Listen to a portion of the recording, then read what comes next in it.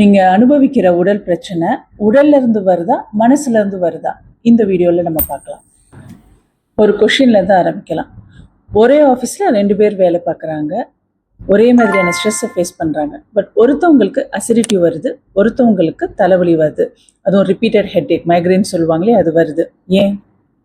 Because ஸ்ட்ரெஸ்ஸுங்கிறது ஒரே மாதிரியான பாதிப்பை ஏற்படுத்தாது. அது ஒவ்வொருத்தவங்களுடைய உடலும் மனசும் அதை தனித்தனியாக வெளிப்படுத்தும். நீங்கள் ஸ்ட்ரெஸ்ஸில் இருக்கிறப்ப உங்களோட பாடி சர்வைவல் மோடுக்கு போயிடும்.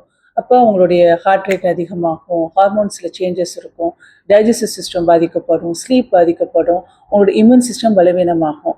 ஸோ இது கொஞ்ச நாள் இருக்கிறப்ப பிரச்சனை இல்லை. பட் இதுவே மாத கணக்கில் தொடர ஆரம்பிக்கிறப்ப உங்களுக்கு சில அறிகுறிகள் ஏற்படும். அதாவது முடி கொட்டுறது, அடிக்கடி தலைவலி, வயிறு தொந்தரவு, வயிறு எரிச்சல், இல்லை மோஷன் போகிறதுல ப்ராப்ளம் இருக்கிறது, ஸ்கின்ல ஏதாவது சிம்டம்ஸ் வர்றது, கழுத்து வலி, ரொம்ப டயர்டாக இருக்கிறது, ரொம்ப எக்ஸாஸ்டாக ஃபீல் பண்ணுறது, இந்த மாதிரி உங்களோட உடல் சில அறிகுறிகளை வெளிக்காட்ட ஆரம்பிச்சிடும்.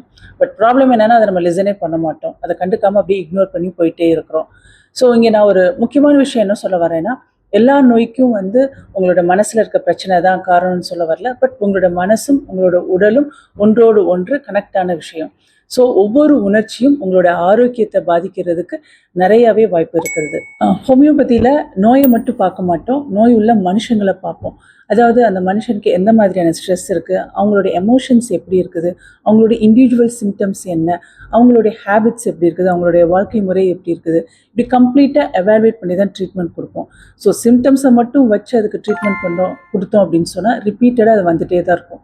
ரூட் காஸை ஐடென்டிஃபை பண்ணி கொடுக்குறப்ப பேஷண்ட்டோடைய ஹெல்த் ஜேர்னி ரொம்ப நல்லாவே இருக்கும்.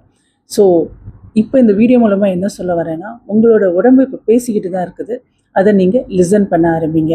பல நேரங்களில் அதை நீங்கள் கவனிக்க ஆரம்பிக்கிறப்ப தான் உங்களுடைய ஹீலிங்க்கு உண்டான பாதை என்னங்கிறது உங்களால் ஐடென்டிஃபை பண்ணவே முடியும்.